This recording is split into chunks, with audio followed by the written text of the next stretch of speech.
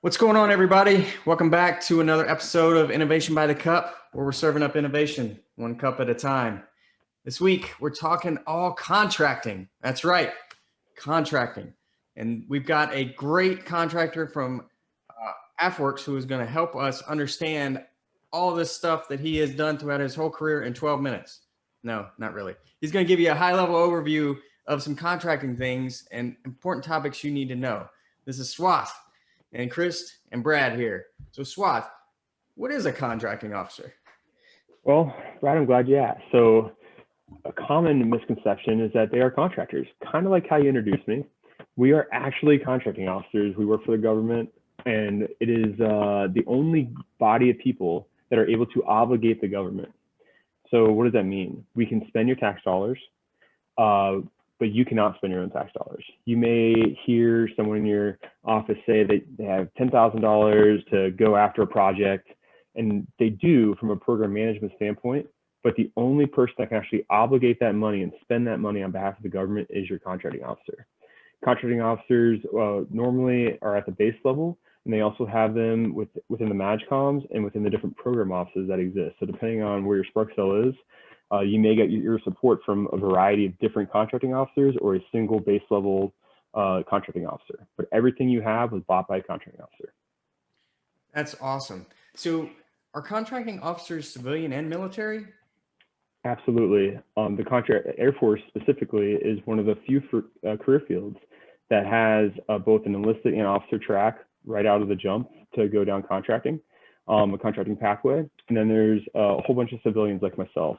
You normally will find some civilian contracting officers at your program offices and within the research laboratory, and you'll see much more military out at the base level and MAGCOM contracting offices. Awesome. So if we're talking about a Spark cell and we want them to get with their contracting officer, what can that contracting officer do for them? Well, they can provide expert advice. So there's more to contracting than just the contracting officer. It's the whole acquisition team. But in many cases, it's going to be like a contract specialist that will put the file together, do a lot of the legwork that goes into a contract. The contracting officer will be handling many actions and doesn't always have the ability to reach out to every touch point. And that's where your contract specialist comes in. But ultimately, they're going to provide that expert advice on how you should go about procuring whatever it is you're trying to buy. So if you're trying to do something very simple that is well-treaded path at your local area, they're going to have a vehicle for you all day long.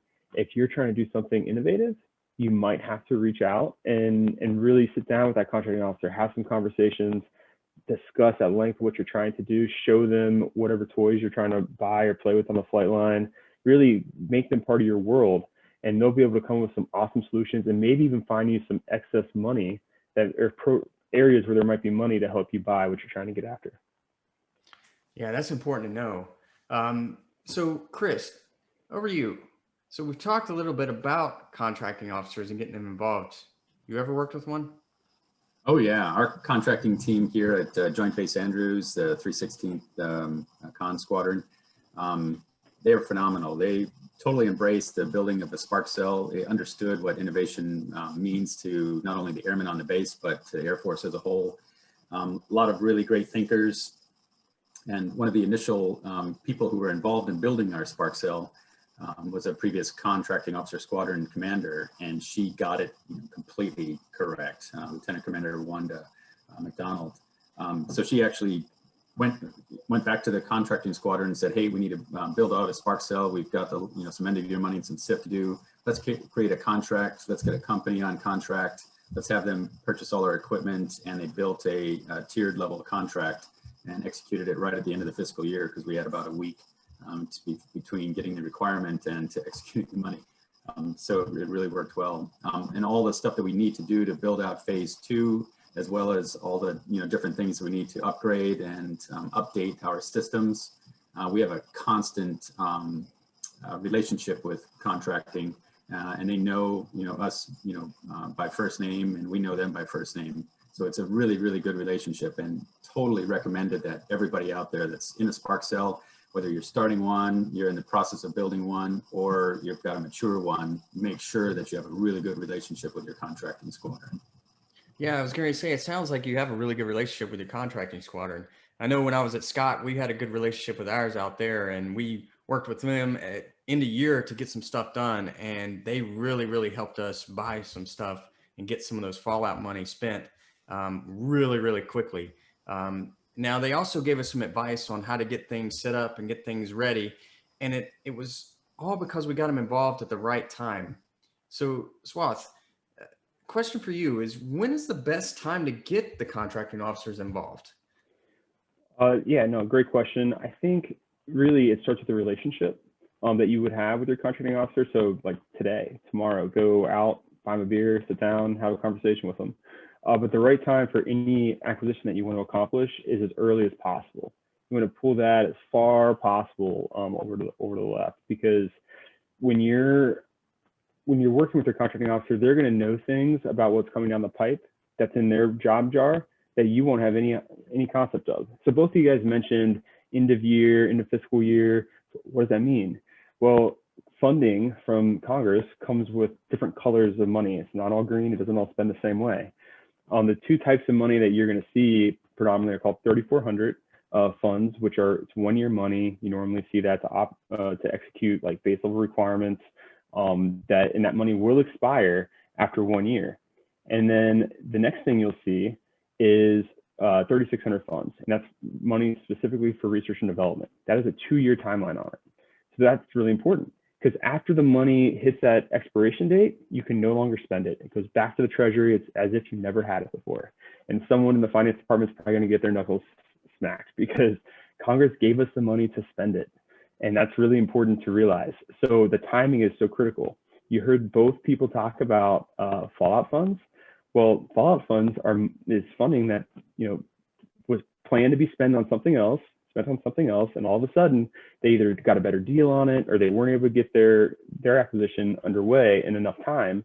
So that money fell out and it gets pushed down to lower levels to be able to get spent on whatever it is that's appropriate for the funds. But that puts an even more of a time crunch on it because it has to be spent by that 30 September date, which is the end of the fiscal year for all of us in the government. So yeah, as early as possible, the better. And if you know that you're going to have recurring requirements that you can think, well, maybe we'll have some of these if we get the fallout funds. Well, you know what? You can talk to your contracting officer right when you have that inclination, and they can go and put together a very flexible vehicle, contracting vehicle that will allow you to issue task orders. They're called an indefinite delivery, indefinite quantity contractor, IDIQ. It's when you know what you want to buy, but you're not sure how much of it that you want to buy or when you're going to actually procure it. So it's a valuable tool. Your contracting officer will know all about it. But my advice is be prepared for when opportunity knocks, and fallout funds are an opportunity. That's true. And you mentioned 30 September, and that's very important. So for everybody out there, the fiscal year ends on 30 September. But if you contact your contracting officer a week before that, not going to get anything done. So that's why you want to get them involved as early as possible, because they need sometimes 30 days to even work something at a minimum, just to get it through the contracting process, get bids out there, all of that sort of stuff. And we can talk through a lot of that more in some other detail, some other things. But you mentioned, Swath, IDIQ contracts, and those are kind of cool. And we can talk through more of those in detail later. But what are some other things you think, some other programs that maybe a Spark Cell lead may need to know about as they work on?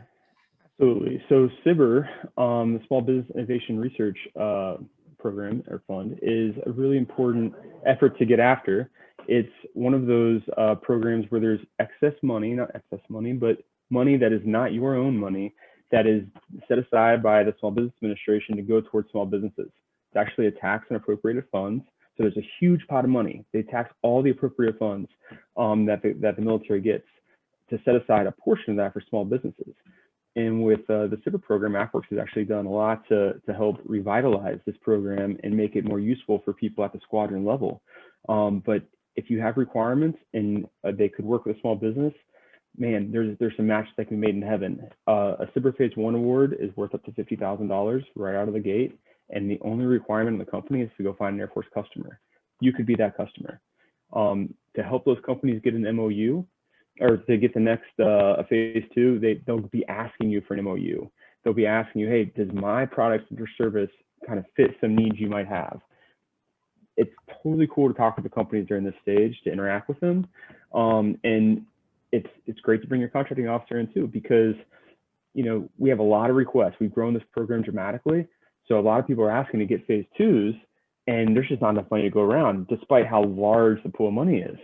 But if your contracting officer is involved, they can say, these guys are already on a phase 1. I can put them directly to a phase 3, which doesn't use any of the SBIR funds. You have to use your own unit funds for that, but you can go direct. So one of the rules in contracting is we've got to be equitable to all the companies, right? We're the American government. We represent the taxpayers' funds, so we have to be equitable. And with that comes competition. And competition is a great way to get good pricing, but it also can slow things down in terms of the timelines, and there's specific statutory rules for how long we have to leave things open so they can be competed. One of the unique things about SBIR is that once you've been awarded a SBIR phase 1, you've already satisfied the requirement for competition. So you can go direct to that company over and over and over again very quickly, as long as the work derives from, extends, or completes work that was done on original SBIR phase 1 or phase 2. Very valuable tool, and it's something that we've really tried to democratize so that everyone can utilize it.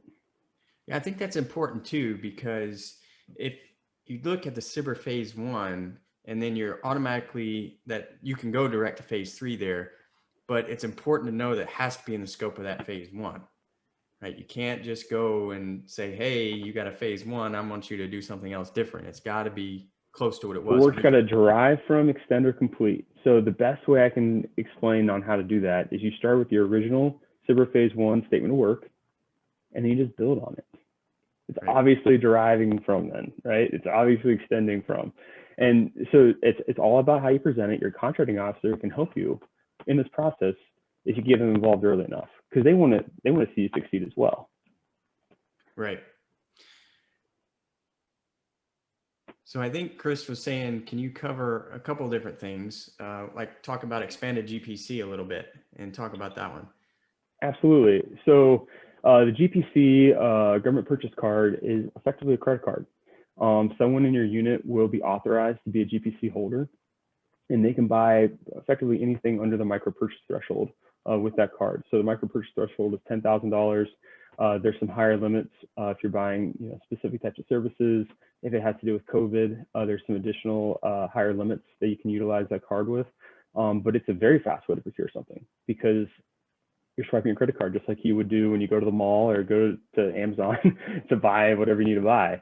It's very fast method to procure things, and the government has authorized specific people within all the different units to be GPC holders. In fact, we've seen some of the Spark Cell leads go after and work with their unit commanders to become a GPC card holder, so they can really help outfit their Spark Cell and be adaptive and flexible when needs arise. Yeah, that's important. Well, folks, we're down to the end of our time today. It's Innovation by the Cup, so short, sweet, to the point every week. If you want to know more, let us know in the comments. We're happy to deep dive in any of these subjects. I'm sure Swath will be willing to come back on here and really explore some of this stuff. But get with your contracting officer at your base and learn about these programs. It's very valuable for you as a lead, and it's very valuable to know what's out there for your options, so you can get the stuff you need to enable your airmen to get after problems. So we're looking forward to it next week. And until then, innovate one cup at a time. Cheers, guys.